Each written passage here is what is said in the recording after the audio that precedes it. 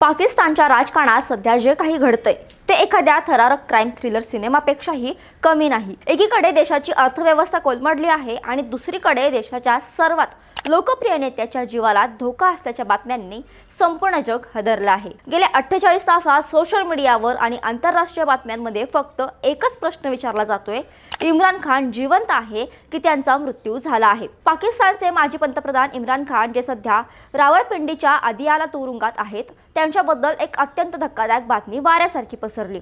असा दावा केला गेला की पाकिस्तानी लष्कराने आणि ISIने कट रचून इम्रान खान यांना तुरुंगातच विष दिला आहे आणि त्यांची हत्या केली आहे। या अफवेने पाकिस्तानमध्ये एकच खळबळ उडून दिली आहे। हजारो समर्थक रस्त्यावर उतरले, पण खरी परिस्थिती त्याहूनही भयानक आहे। जिथे एका बाजूला मृत्यूच्या अफवा आहेत, तिथे दुसऱ्या बाजूला त्यांच्या 71 वर्षांच्या बहिणीला पोलिसांनी केसाला धरून रस्त्यावर फरफटत नेल्याचे व्हिडिओ समोर आले आहेत। सरकार म्हणतंय की इम्रान खान तुरुंगात मखमली गादीवर झोपतायत आणि पंचतारांकित हॉटेलचं जेवण जेवतायत, तर दुसरीकडे त्यांचे कुटुंबीय म्हणतायत की त्यांना साधी भेटही दिलं जात नाही। नेमकं सत्य काय आहे? इम्रान खान यांच्या जीवाला खरंच धोका आहे का? अदियाला जेलच्या त्या अंधाऱ्या रात्रीत नेमकं काय घडलं आणि पाकिस्तान सरकार या सगळ्यावर पडदा का टाकत आहे? आजच्या या व्हिडिओमध्ये आपण या हाय व्होल्टेज ड्रामाचं सविस्तर विश्लेषण करणार आहोत। आपण जाणून घेणार आहोत की इम्रान खान यांच्या मृत्यूच्या बातम्या कशा सुरू झाल्या आणि या मागचं राजकारण नेमकं काय आहे। नमस्कार, मी मृदुला आणि तुम्ही पाहताय थोडक्यात। सर्वात आधी आपण त्या अफवेबद्दल बोलूया जिने सर्वांची झोप उडवली। सोशल मीडियावर विशेषतः एक्सवर काही पोस्ट व्हायरल झाल्या। यात काही अफगाणी मीडिया आणि बलुचिस्तानच्या काही हँडल्सचा संदर्भ देण्यात आला आहे। या पोस्टमध्ये दावा करण्यात आला होता की पाकिस्तानचे लष्कर प्रमुख आसिम मुनीर आणि ISIच्या आदेशानुसार इम्रान खान यांना अदियाला तुरुंगात संपवण्यात आला आहे। काही रिपोर्ट्सनुसार तर असंही म्हटलं गेलं की त्यांचा मृतदेह तुरुंगातून गुप्तपणे हलवण्यात आला आहे। एकीकडे इम्रान खान हे पाकिस्तानचे माजी पंतप्रधान आहेत आणि दुसरीकडे ते एक जागतिक दर्जाचे क्रिकेट आयकॉन आहेत। त्यामुळे ही बातमी फक्त पाकिस्तानपुरती मर्यादित राहिली नाही, तर जगभरातून चिंता व्यक्त केली जाऊ लागली। या अफवांना बळ मिळण्याचं सर्वात मोठं कारण म्हणजे ब्लॅकआउट। इम्रान खान यांना ऑगस्ट 2023 पासून तुरुंगात टाकण्यात आलं आहे। गेल्या काही आठवड्यांपासून त्यांच्या भेटीगाठींवर अत्यंत कडक निर्बंध लादण्यात आले आहेत। त्यांच्या वकिलांना, त्यांच्या पक्षाच्या नेत्यांना आणि सर्वात महत्त्वाचं म्हणजे त्यांच्या सख्या बहिणींना त्यांना भेटू दिलं जात नाहीये। जेव्हा एखाद्या कैद्याला, विशेषतः एवढ्या हाय प्रोफाईल कैद्याला कोणालाही भेटू दिलं जात नाही, तेव्हा बाहेरच्या जगात संशय निर्माण होणं साहजिक आहे। लोक विचार करू लागले की जर इम्रान खान सुखरूप आहेत तर सरकार त्यांना जगासमोर का आणत नाहीत? त्यांना एक व्हिडिओ कॉल करण्याची परवानगी का देत नाही? या प्रश्नांनीच मृत्यूच्या अफवांना खतपाणी घातलं। आता आपण नाण्याच्या दुसऱ्या बाजूचा विचार करूया। जेव्हा या अफवांनी जोर धरला तेव्हा पाकिस्तान सरकार आणि तुरुंग प्रशासनाला जाग आली। रावळपिंडीच्या अदियाला तुरुंग प्रशासनाने तातडीने एक स्पष्टीकरण जारी केलं। त्यांनी सांगितलं की इम्रान खान यांचा मृत्यू झालेला नाही, ते पूर्णपणे सुरक्षित आहेत आणि त्यांची प्रकृती उत्तम आहे। पण गंमत बघा, पाकिस्तानचे संरक्षण मंत्री ख्वाजा आसिफ यांनी यावर जे विधान केलंय ते ऐकून तुम्हाला हसू येईल की राग येईल हे सांगणं कठीण आहे। ज्यावेळी जगभरात इम्रान खान यांच्या जीवाला धोका असल्याची चर्चा आहे, त्यावेळी ख्वाजा आसिफ सांगतायत की अहो, इम्रान खान यांना तर तुरुंगात राजेशाही थाट मिळतोय। आसिफ यांच्या दाव्यानुसार इम्रान खान यांना तुरुंगात व्यायामासाठी फिटनेस मशीन दिली आहे। त्यांना झोपायला साधी चटई नाही तर डबल बेड आणि मखमली गादी दिली आहे। एवढंच नाही तर आसिफ यांनी उपहासाने असंही म्हटलं आहे की खान यांना जेवणासाठी जे मेन्यू दिलं जातं ते एखाद्या 5 स्टार हॉटेलच्या मेनूपेक्षाही भारी आहे। त्यांना TV बघायला मिळतोय, त्यांना पुस्तकं मिळतायत। थोडक्यात सांगायचं तर सरकार असं चित्र रंगवते की इम्रान खान तुरुंगात शिक्षा भोगत नसून एखाद्या लक्झरी रिसॉर्टमध्ये सुट्ट्या एन्जॉय करत आहेत। आता इथे विरोधाभास बघा। एकीकडे सरकार सांगते की त्यांना लक्झरी ट्रीटमेंट मिळत आहे आणि दुसरीकडे त्यांचं कुटुंबीय आणि वकील आरोप करत आहेत की त्यांना सॉलिटरी कन्फाइनमेंट म्हणजेच एकांतवासात ठेवलं आहे। एका छोट्याशा खोलीत जिथे सूर्यप्रकाशही नीट येत नाही, तिथे त्यांना कोंडून ठेवलं आहे। मग या दोन टोकाच्या दाव्यांमध्ये सत्य काय? जर त्यांना एवढ्या सुविधा मिळत आहेत तर त्यांच्या बहिणींना भेटू द्यायला सरकारला काय अडचण आहे? हा प्रश्न अनुत्तरितच राहतो। या प्रकरणातील सर्वात संतापजनक आणि माणुसकीला काळीमा फासणारी घटना घडली ती तुरुंगाच्या बाहेर। इम्रान खान यांना भेटू दिलं जात नाही म्हणून त्यांच्या 3 बहिणी अलीमा खान, नोरीन नियाजी आणि डॉक्टर उजमा खान यांनी आदियाला तुरुंगाबाहेर शांततापूर्व आंदोलन सुरू केलं। त्यांच्यासोबत शेकडो पीटीआयचे कार्यकर्ते तिथे जमले होते। हे लोक फक्त एवढंच मागत होते की आमच्या नेत्याला, आमच्या भावाला एकदा बघू द्या, त्यांची तब्येत कशी आहे ते कळू द्या।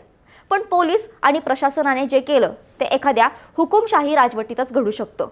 25 नोव्हेंबरच्या रात्री पोलिसांनी एक भयानक प्लॅन अंमलात आणला। अचानक तुरुंगाबाहेरील परिसरातील सर्व स्ट्रीट लाईट्स बंद करण्यात आले। संपूर्ण परिसरात अंधार पसरला आणि त्या अंधारात पोलिसांनी आंदोलकांवर हल्ला चढवला। हा हल्ला कोणत्याही चेतावणीशिवाय झाला। पीटीआयच्या दाव्यानुसार पोलिसांनी महिलांचाही सन्मान राखला नाही। या घटनेचं वर्णन करताना इम्रान खान यांची बहीण 71 वर्षीय नोरीन नियाजी यांनी पोलीस प्रमुखांना पत्र लिहिलेलं आहे, जे अंगावर काटा आणणार आहे। त्या म्हणतात, मी 71 वर्षांची आहे। पोलिसांनी माझे केस पकडले, मला हिसकावून जमिनीवर पाडलं आणि रस्त्यावरून फरफटत नेलं। मित्रांनो, एका देशाच्या माजी पंतप्रधानाच्या बहिणीला, जी एक वृद्ध महिला आहे, तिला पोलीस रस्त्यावरून केसाला धरून ओढत आहेत। ती घटना पाकिस्तानच्या लोकशाहीची आणि तिथल्या कायद्याच्या राज्याची काय अवस्था झाली आहे हे स्पष्ट करतं। इतर महिलांनाही मारण्यात आलं, त्यांना धक्काबुक्की करण्यात आली आणि हे सगळं कशासाठी? तर फक्त एका भेटीच्या मागणीसाठी। या मारहाणीनंतर परिस्थिती अजूनच चिघळली। इम्रान खान यांच्या समर्थकांमध्ये संतापाची लाट पसरली। त्यांनी सरकारविरोधात जोरदार घोषणाबाजी केली। मरियम नवाज यांच्या पंजाब सरकारवर आणि केंद्रातील शहबाज शरीफ सरकारवर जोरदार टीका होऊ लागली। लोकांनी आरोप केला की सरकार जाणून बुजून माहिती लपवत आहे। जर इम्रान खान यांना काही झालं नसेल तर सरकारला भीती कशाची वाटते? हा सवाल प्रत्येक जण विचारू लागला। या संपूर्ण गोंधळात एक महत्त्वाची गोष्ट घडली, ती म्हणजे पीटीआयचे माजी नेते फवाद चौधरी यांचं वक्तव्य। जेव्हा या मृत्यूच्या अफवा शिगेला पोहोचल्या होत्या तेव्हा फवाद चौधरी यांनी माध्यमांशी बोलताना यावर स्पष्टीकरण दिलं। त्यांनी सांगितलं की इम्रान खान यांच्या हत्येच्या बातम्या या पूर्णपणे खोट्या आणि तथ्यहीन आहेत। ते सुरक्षित आहेत आणि त्यांचं मनोबल अजूनही खंबीर आहे। फवाद चौधरी यांच्या या वक्तव्यामुळे थोडासा दिलासा मिळाला असला तरी संशय पूर्णपणे संपलेला नाही, कारण फवाद चौधरींनी सुद्धा हे मान्य केलं की कार्यकर्ते खूप भावनिक आहेत आणि माहितीचा अभाव असल्यामुळे अशा अफवा पसरतात। आता आपण या घटनेचे विश्लेषण करूया। पाकिस्तानमध्ये हे जे काही घडतंय त्याचा अर्थ काय? पहिला मुद्दा म्हणजे सायकोलॉजिकल वॉरफेअर किंवा मानसिक युद्ध। इम्रान खान हे सध्या पाकिस्तानचे सर्वात लोकप्रिय नेते आहेत, यात दुमत नाही। लष्कर आणि सध्याचं सरकार त्यांना सत्तेपासून दूर ठेवण्यासाठी सर्वतोपरी प्रयत्न करत आहे।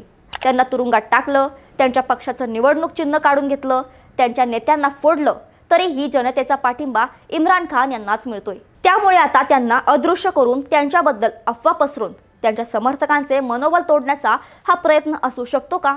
तुमचा नेता आता संपला आहे असा संदेश देऊन विरोध मोडून काढण्याची ही चाल असू शकते। दुसरा मुद्दा म्हणजे भीतीचं वातावरण। 71 वर्षांच्या महिलेला रस्त्यावर ओढून अंधार करून लाठीचार्ज करणं हे सगळं कशासाठी? तर सामान्य जनतेच्या मनात दहशत निर्माण करण्यासाठी, जेणेकरून भविष्यात कोणीही सरकार किंवा लष्कराच्या विरोधात रस्त्यावर उतरण्याची हिंमत करणार नाही। जर आम्ही माजी पंतप्रधानाच्या बहिणीचे हाल करू शकतो तर तुमचा काय निभाव लागणार? हाच मेसेज या कृतीतून दिला जात आहे। तिसरा आणि महत्त्वाचा मुद्दा म्हणजे पारदर्शकतेचा अभाव। आजच्या डिजिटल युगात जिथे प्रत्येक गोष्टीचा व्हिडिओ क्षणात समोर येतो, तिथे पाकिस्तान सरकार इम्रान खान यांचा एक ताजा फोटो किंवा व्हिडिओ का प्रसिद्ध करत नाही? जर ते फिट आहेत, जिम करत आहेत, मखमली गादीवर झोपत आहेत, तर एक 30 सेकंदाचा व्हिडिओ रिलीज केला तर सर्व अफवा एका झटक्यात संपतील। पण सरकार तसं करत नाहीये आणि हेच मौन सर्वात जास्त धोकादायक आहे। हे मौन सूचित करतं की कदाचित आतमध्ये ऑल इज वेल नाहीये। कदाचित त्यांची प्रकृती बिघडली असेल किंवा त्यांच्यावर दबाव टाकला जात असेल। आंतरराष्ट्रीय स्तरावर याचे काय पडसाद उमटत आहेत? पाकिस्तान आधीच आर्थिक संकटात आहे। IMF कर्जावर देश चालला आहे। अशात जर देशात अंतर्गत गृहयुद्धासारखी परिस्थिती निर्माण झाली तर पाकिस्तानचे तुकडे व्हायला वेळ लागणार नाही। इम्रान खान यांचे समर्थक फक्त पाकिस्तानातच नाही तर लंडन, अमेरिका आणि कॅनडामध्येही आहेत। जर त्यांच्या नेत्याला काही झालं तर त्याचे पडसाद जगभर उमटतील। शेवटी या प्रकरणाचा निष्कर्ष काय? सध्या उपलब्ध माहितीनुसार इम्रान खान यांचा मृत्यू झालेला नाही हे स्पष्ट होत आहे।